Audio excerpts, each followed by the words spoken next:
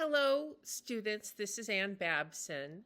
I am making you a video that I hope will have some practical vocabulary for you as you think about purchasing things. After all, who would not want to purchase things? While in France, it is one of the most wonderful countries for food. They would tell you they're a better country than Italy for fashion. The Italians would say the opposite. But certainly what you would see if you were in Paris right now, you would see an extraordinary number of possible places to go buy things. And this will be simply a way for you to communicate basic commercial vocabulary in a conversation. I surely do not need to tell you what this little indicator says. There are worse things in the world than shopping in Paris. If you ever get to read a wonderful book by Émile Zola about the department store culture and its exploitation of shopgirls in the 19th century, it's called Au Bonheur des Dames by Émile Zola. It talks about the big stores, les grands magasins. Magasin means store. Les grands magasins are stores that sell in various departments. We got our idea of how to have department stores from the French, as did the English. And what you see here is Les Galeries Lafayette, which was built in the late 1800s near the Grand Boulevards where the opera is nearby, the Théâtre Garnier. And you can see that the architecture almost looks like an opera house, but it's an opera house for cosmetics and purses and dresses and slacks and jeans. And it's not high art, but it is high commerce. And shopping in such a place is fun if you like to shop. Then, of course, there are the incredibly famous and prestigious and, goodness, expensive boutiques that one finds outside of the department store culture, les grands magasins. And then there are les petites boutiques. Petite means small, and boutique, you know. Les grands magasins are big stores, and that's what they call department stores. But the one that I've got pictured here is the Chanel boutique, the original one that Coco Chanel opened. She had amazing taste. She basically invents what we would consider post-Victorian fashion. And her influence continues in the current collections. It's worth noting that she had a super problematic relationship with the Nazis, while other people tried to keep Nazis out of their lives in Paris during the occupation. Chanel opened her doors wide for the people who were the occupiers so she could sell her wares. For her, it was a practical consideration. For the people in the French resistance, she never shook that particular reputation.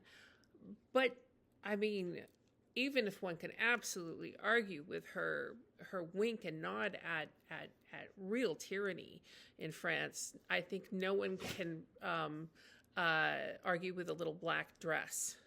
And all of that is visible in the shadows, I'm sure, of this boutique. And again, a big department store is called un grand magasin. That is a department store. It literally means a big store. The word boutique in French is boutique. So I would say les petites boutiques. And there are things that people might want to buy while they are shopping in Paris. If you are talking about the idea of fashion, obviously, if you're going to Chanel, you can expect to spend quite a lot of money. And so they call this fashion generally is called la couture. Say that again. La couture. La couture. And if you are talking about high fashion, the word here for high is haute. La haute couture. La haute couture. And if you are a fashion bug and you like fashion magazines, you have seen what you will see written in an American fashion magazine. I'm going to say it in the American pronunciation, and then I will give you the pronunciation the French would use.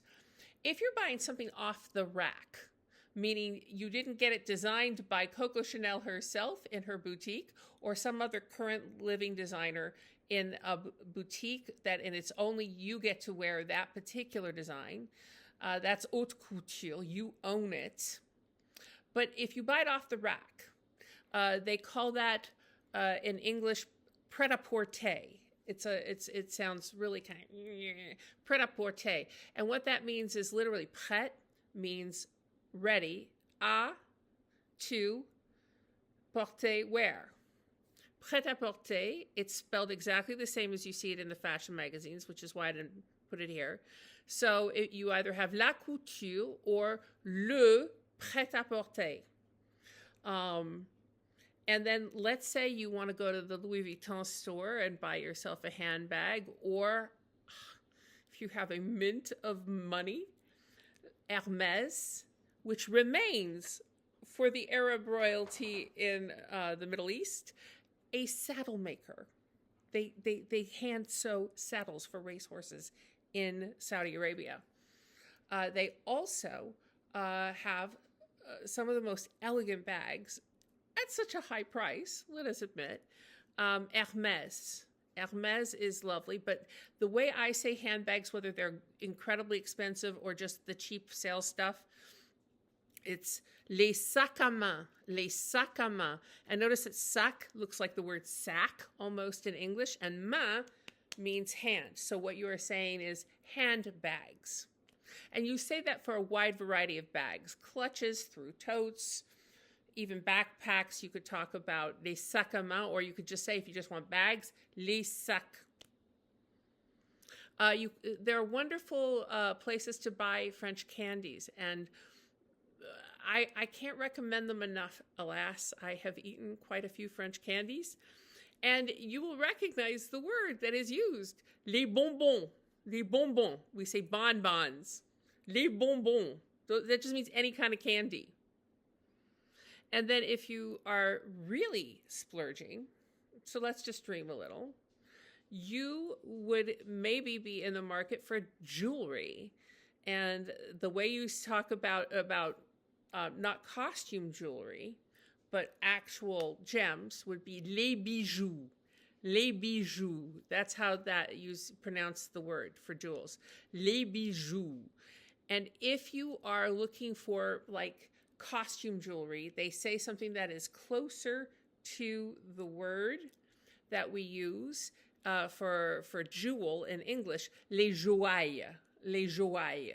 And that means, it's plastic, but it looks cute. Les bijoux, though, that is authentic gemstones, usually, and gold and silver. If you are buying furniture, when I first taught travel French, there was one woman who was sort of a real estate stager for high-end houses in America, and one of the things she wanted to buy was a lot of French furniture so she could do a good job. And the word for furniture, it's plural. You say les meubles, meubles. Les meubles. You can talk about different pieces of furniture based on what they are. But les meubles is for the category. And if you're looking for a store that sells this, this is what you would say. Wine, my God. They may not have invented wine. Ancient peoples did in multiple parts of the world. but surely the French are among those who have perfected kinds of wine. And the way the French say that is les vins, les vins. V-I-N-S is vin, les vins. And then if you are buying knickknacks, things that are not actual antiques, but just cute things to put on say, a tabletop as a decoration, you would call them les objets d'art, les objets d'art. Objet d'art, I guess, could mean like an original that was somehow found in an archaeological dig, but usually it just means, something you could probably buy in terms of price point for far less than that. Les objets d'art. And that could include, of course, small sculptures, any decorative objects. And if you want to do what I saw Kamala Harris do in a recent trip to Pittsburgh, where she went to a spice shop and you want to buy ingredients for cooking, note that there are some rules about customs about what you can and cannot bring into the United States. You may wish to consult the current rules. But normally if it's processed, you can buy things like spices and syrups and things like this. You would call these, you can see that it almost looks like culinary ingredients, which is what you would say. So you say, les ingrédients culinaires. Les ingrédients culinaires. These are some of the kinds of things that you would be looking for. If you already know you want to purchase a specific kind of object while you are in France, don't hesitate to tell me in class and I will translate that for you as well. And then if you are shopping, you are going to want to have a few phrases under your belt that would be helpful to express your wishes. So I am teaching you this phonetically. You'll recall that in our first lesson, I talked about the importance of the expression s'il vous plaît, which simply means please, and is used as a way to get people's attention as well. S'il vous plaît, cela coûte combien? S'il vous plaît, cela coûte combien means how much does this cost? I'm going to say the second half of it a little slower. Cela, that's the first word. Coûte, which means cost. Combien. Combien is how much. I will say it all together again. S'il vous plaît, cela coûte combien? And then if I want to say I would like, I say je voudrais. I would like. Je voudrais. And then if I want to say I'm looking for something, I say je cherche. And you'll notice that je, of course, means I. So je cherche, je voudrais are two ways to say what you want. And that, of course, would require you to look up some specific noun in a dictionary that you can express that you are in the market for. And if you want to buy, let's say they have a couple of things, and you're kind of like, all right, that necktie for my father, it's okay. They have another one that's slightly better, but you want to ask if there are other things you could look at. And here is how you say that. En, E-N is pronounced en. En avez-vous d'autres? En avez-vous d'autres? Do you have any others, is what you're saying, of these. In other words, what do you have that's also in the same ballpark of what this is? I'll say that one more time, and I'll say it so you can hear it. The first word, en, en is en. Avez-vous, do you have? D'autres, D'-A-U-T-R-E-S, means of others, literally. En avez-vous d'autres? And I really recommend, as I say here, that you download a French-English dictionary for your phone before you go, because it is likely to be useful to you when you want to buy something quite particular, and or do anything else. It's not all commerce. You may just want to ask a more general question, which is not about spending specific amounts of money. Another thing, of course, that a person can buy in France are some gorgeous and absolutely delectable pastries. Here we see some in what we can imagine is the case of une pâtisserie. Une pâtisserie is a pastry shop. But I want to talk to you about some of the numbers in prices that you would likely see. I have a whole video that I'm including in your week's lesson that just talks about counting.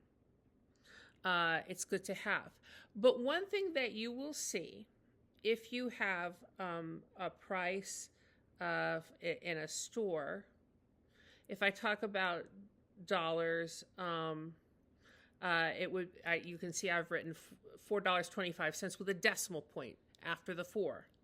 And that tells me that it's $4.25. The French euro, you will often see a comma. It does the exact thing that a decimal point does. The decimal point is actually cultural. It is not the only way to indicate a fractional decimal relation. So instead of a decimal point, they have a decimal comma. So this would be 4,25 €. And the comma says that is the place where you're in fractions, like with a decimal point. And you probably understand that you are going to encounter the metric system. And for some of you, you may be very well used to it. And good for you if you are. But to give you a sense of it, a pound is about half a kilogram. And so if you want to get a pound of something, you would get 500 grams. And the way I say that is 5, which means 5. 500 grammes. 500 grammes. 500 grams. And so those are some pieces of information that may be useful to you. I think that today people are more used to the idea of the fractional relationship of the metric system to royal measure, standard measure. When my parents first traveled to France, they told me that they thought they were asking for quite a lot of cheese, and they asked for 50 grams, and they thought that was going to be a ton. 50 grams is basically a teeny square, basically. It's not a ton. In any case, I hope you will get used to it quickly.